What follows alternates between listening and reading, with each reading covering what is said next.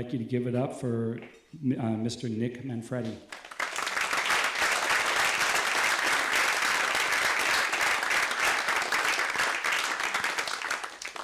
That always makes me almost cry.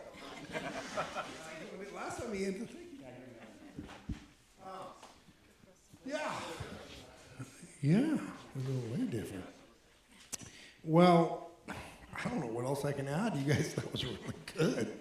I hope you're not too bored by the stuff that I put together. I'll give you something right off the top that's kind of simple, but that's important.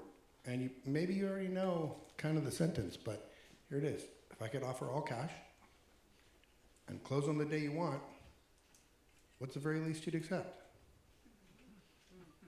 I'll say it again. If I could offer cash and close on the day you want, what's the very least you'd accept? And you got to have like 5 different ways, because I'm listening to, hey, there's this way to do it, and there's that way. How do you start the conversation? How do you even start it? If I offered all cash and closed when you wanted, what's the very least you'd accept? The other way is cash in your hand. If I can close, I'm real interested. Cash in your hand when we close escrow, what's the amount you need to make that happen? So I focused on the cash in their hand. Rather, we're going to talk about, marketing, and hopefully I won't get too much feedback here, but we'll talk about marketing and everything, but that initial step, that first, whenever there might be an opportunity to work with someone, that initial first conversation, getting to what is in it for them. Hey, if we were able to close, cash in your hand to get that motorhome, to move to Arizona, to move to Missouri, what is that going to take? And it gets them off of the dollar bill component and gets them onto what they want to do with the sale of the property. And that'll get all the numbers hopefully out of the way, and you can really talk to them one-on-one. So that's the first thing I'm going to start off with, because theirs was so good. I don't know. I hope that mine's as good as theirs. Theirs is great.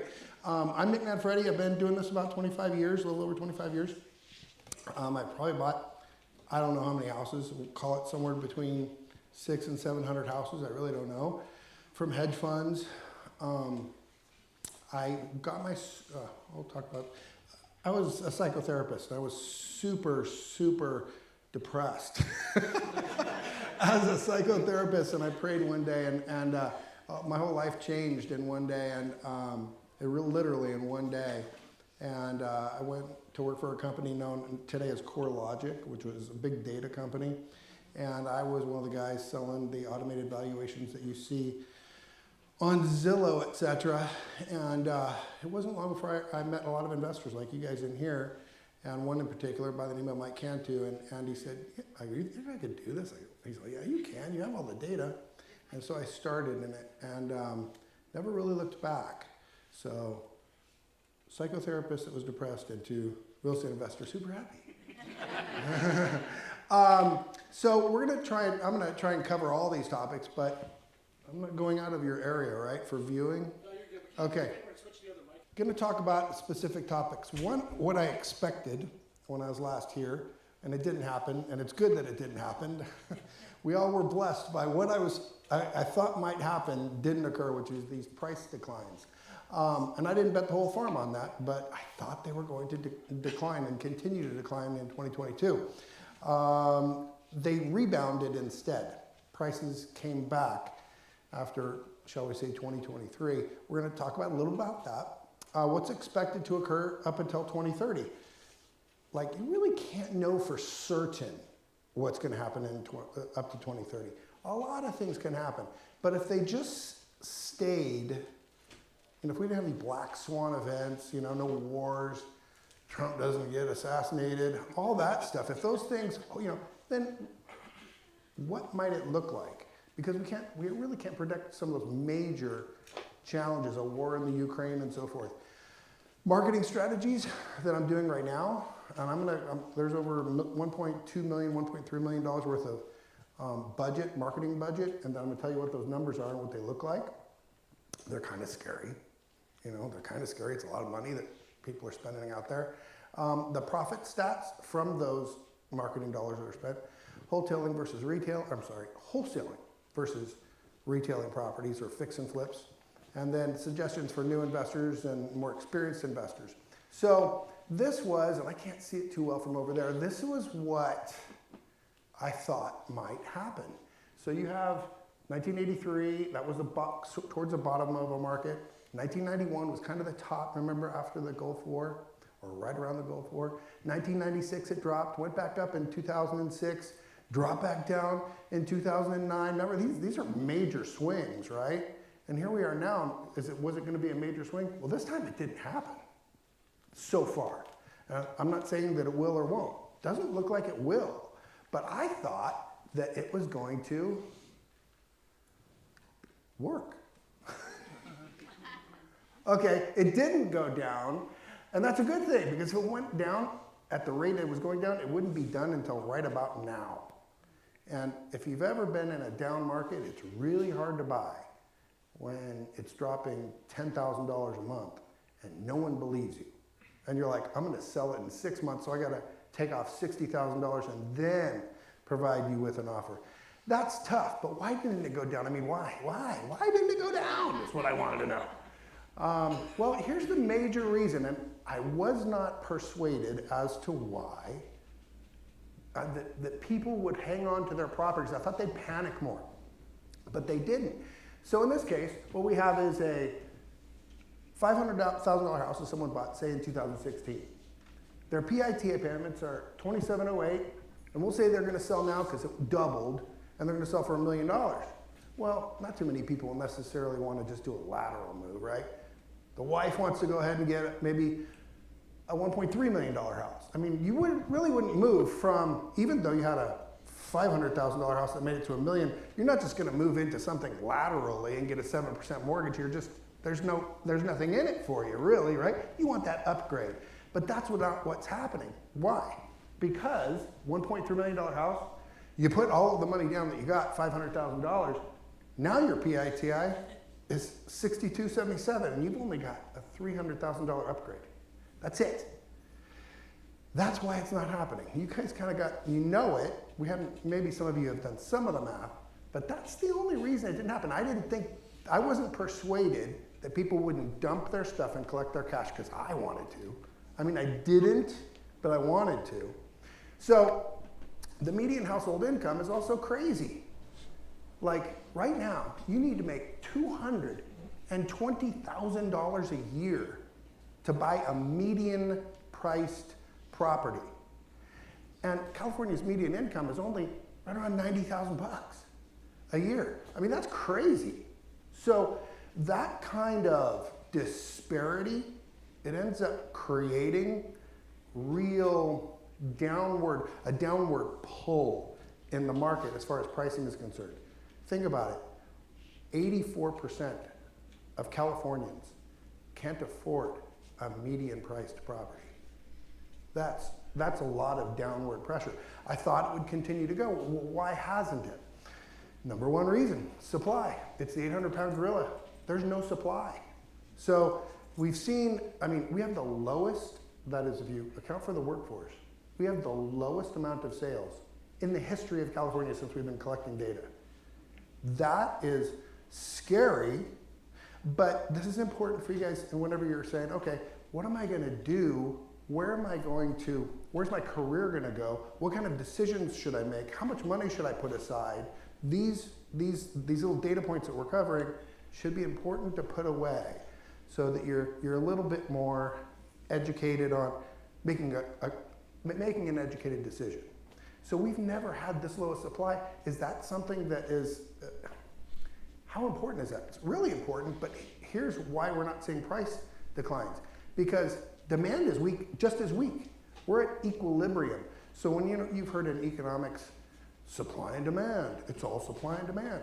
And so people might say right now, well, man, demand is huge. No, it's not. It's the weakest that it's ever been, but we just happen to have found a measure of equilibrium that I wasn't counting on. I didn't think that was going to happen. But supply is weak, so is demand. So inflation. that ends up becoming important. We're data geeking out at the beginning. I promise I'm not going to go through too much of this. But this is the stuff that back in 1998, when I was studying it with Bruce Norris, I said, I'm going to do this. I can do this because I've got this in front of me. This in 1998, property values were going crazy. It was the data that kind of provided me with the confidence to make good decisions. So that's what I'm trying to start the conversation with.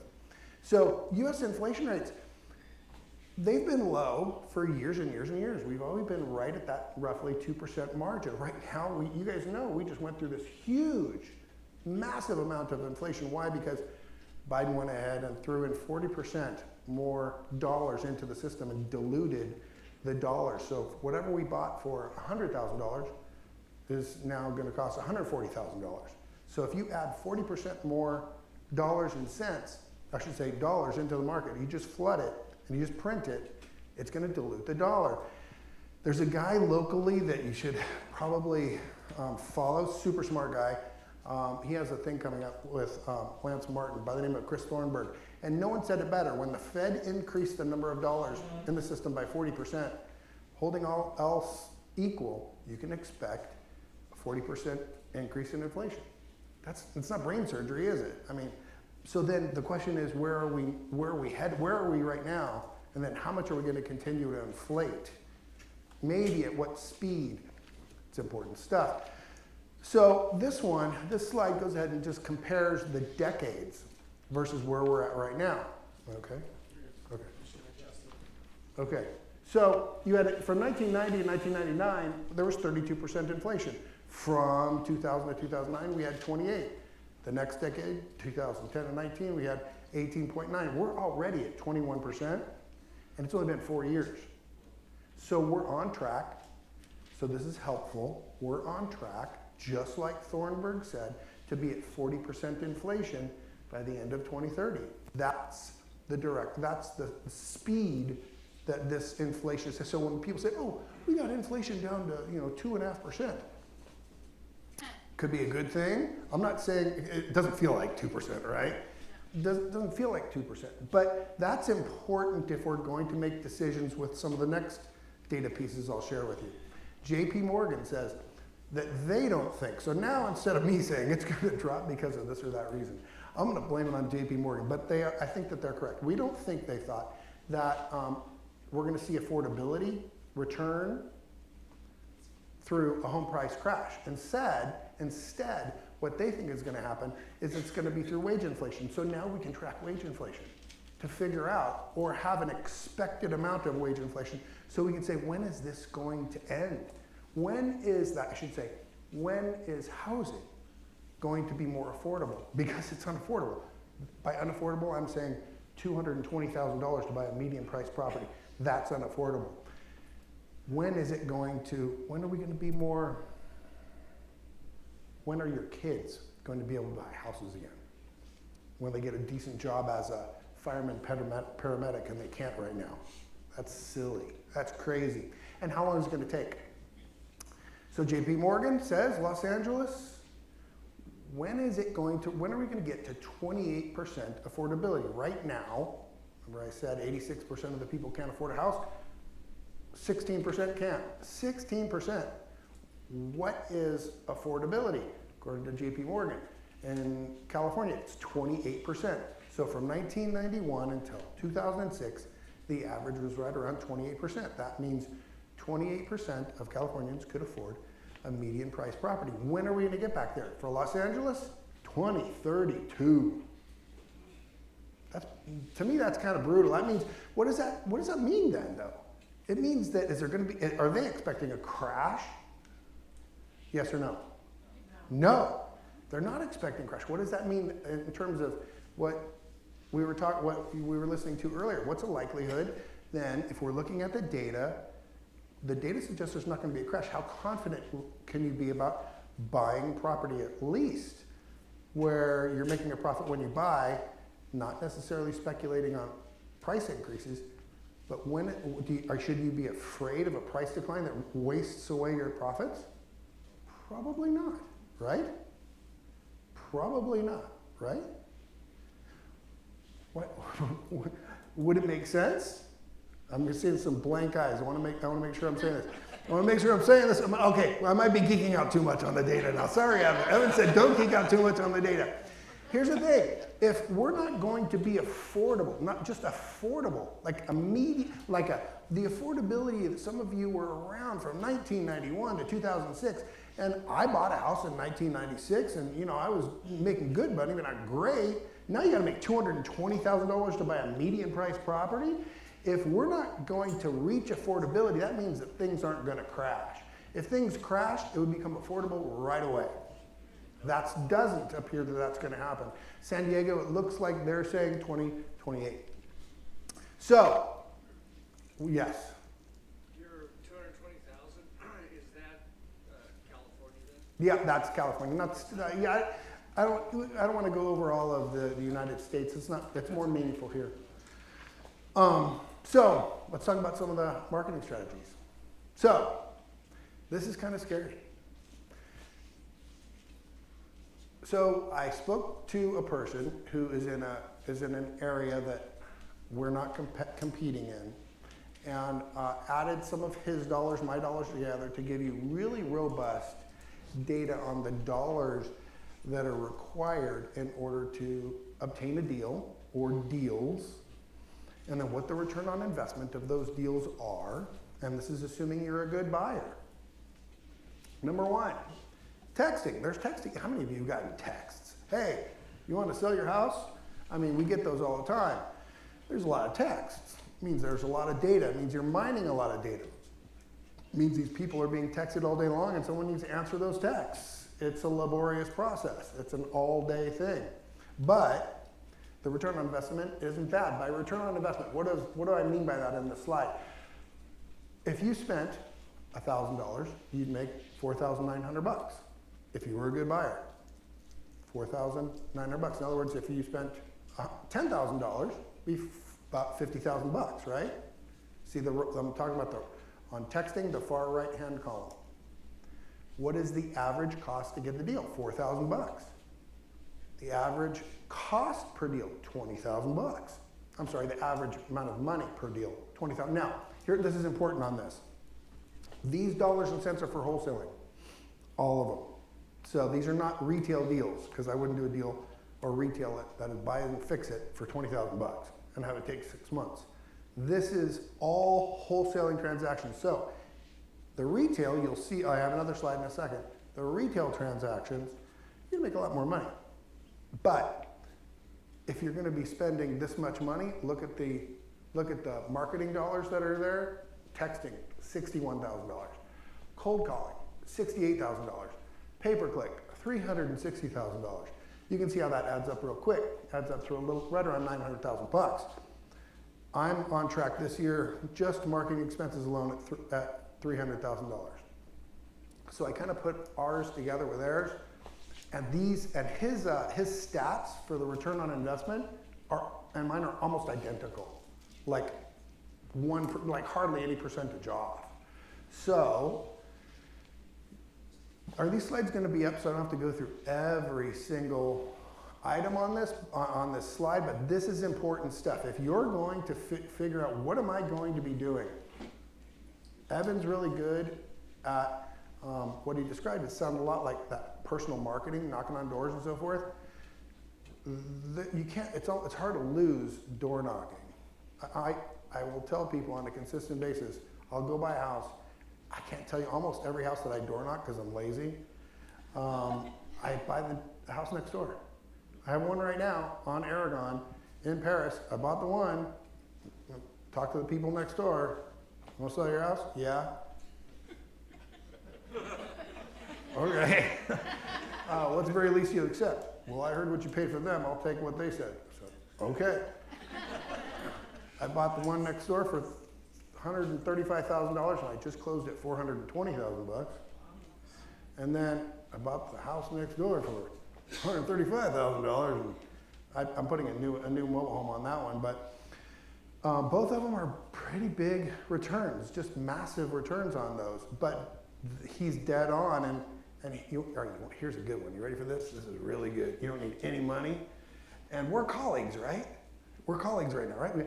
We've met each other. Hey, how you doing? What's up, Charlie? Hey, what's up? All right, you go look at Nick Manfredi's properties. You can look me up and see which ones are mine. Look at my self-directed IRA or my corporation is Forum Real Estate Investments. And what you do is you door knock a few houses around one of the ones that I bought for 40 cents on the dollar. And you say, hey, my colleague, Nick Manfredi, just bought a house right down the street. Would you like to sell yours? Right, it totally works, man. It totally works. Yeah, it's pretty good, huh?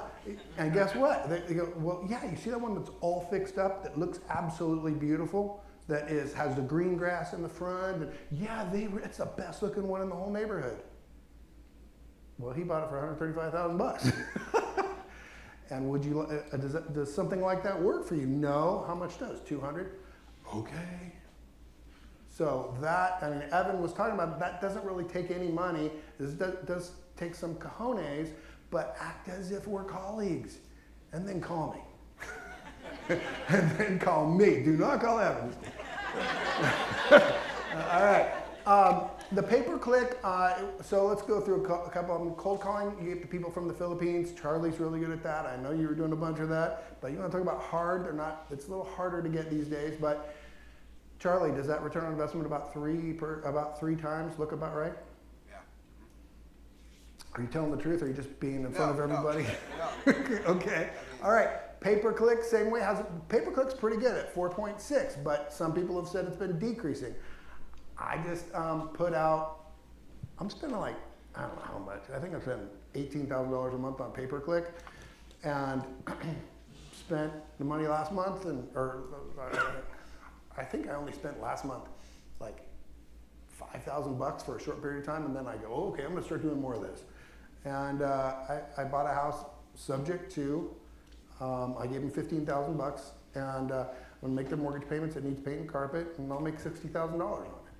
So pay-per-click works. It's expensive though. It is expensive. It cost me $1,000 just to get the phone to ring.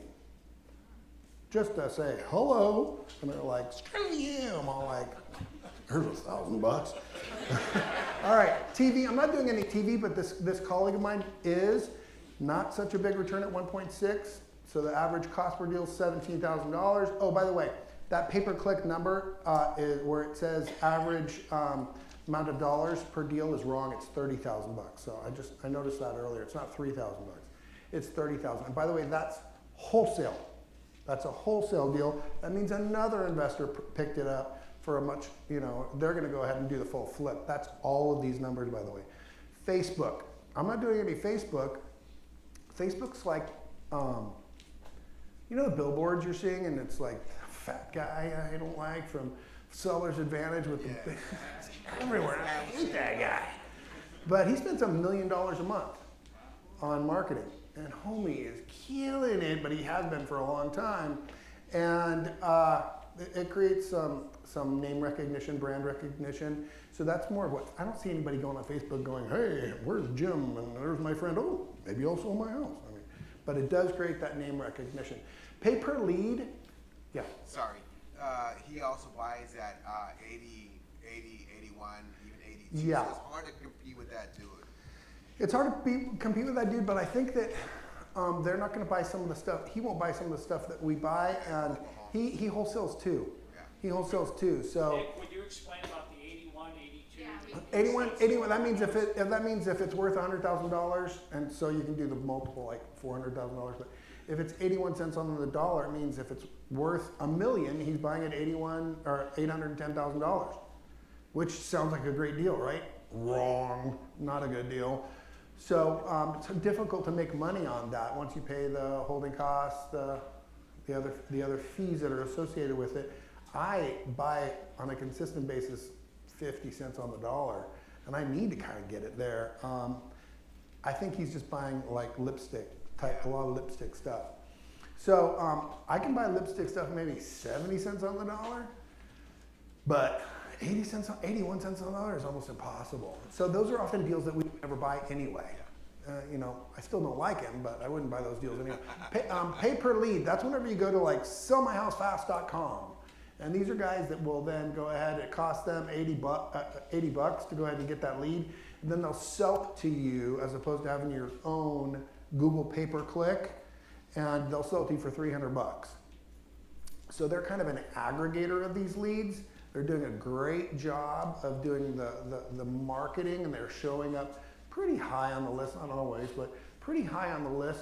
And so when someone says, I need to sell my house fast in Corona, you can buy that lead or bid on that lead on a pay-per-lead basis. And then there's driving for dollars. You know what I don't have on there? I don't have mail, and I haven't gone a year without buying mail ever. It's never happened. It's gotten harder. The responses are not as good, but last year I bought 2 houses, one at 0% financing, and I forget what the other one was. Both of them were rentals. I bought a house for that were $250 for 50 grand. So I put 50 in it, rehabbing it, but it's diminished, and so I've kind of been lazy about picking it back up. But the response, I should say, the dollars I make when I do get a deal are probably in that 4.5 to 5% margin as well. I shouldn't say 5% times. So whatever I'm putting into it, I'm making 5 times that amount, approximately. But you got to be diligent, be prepared. I don't know you for this. I don't know. You sent me the letter. Tell me what you want.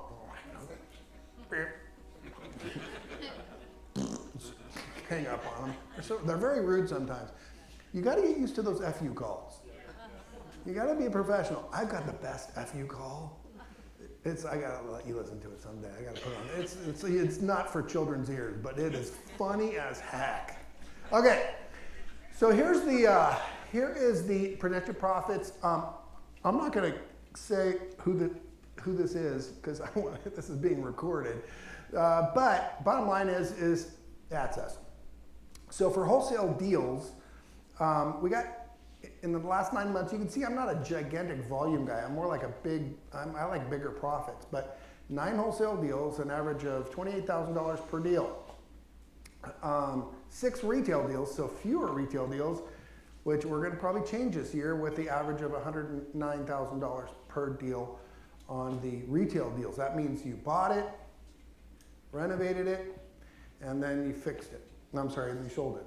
So you can see that you're definitely making more money on those retail deals, but unless you're doing this all the time, you've been doing it for a long time, the challenge in looking at this is that you're going to go swing hammers and do things. I don't swing hammers, I can't fix anything, but you're going to be doing those retail deals if you're not doing this all day, every day, and it's been a while, you should be focusing on building your buyer muscles.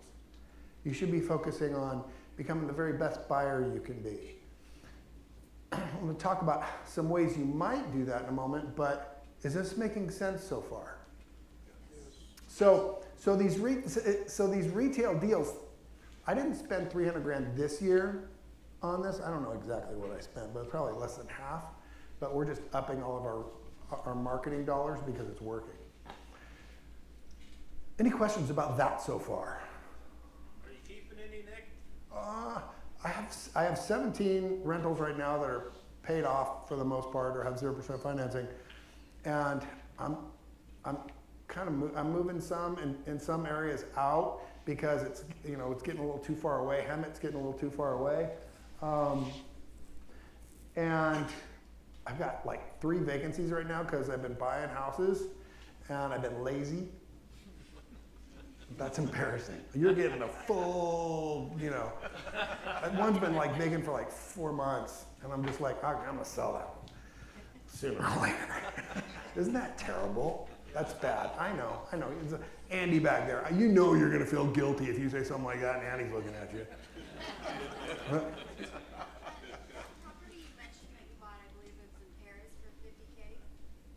The one for 50K was in Homeland.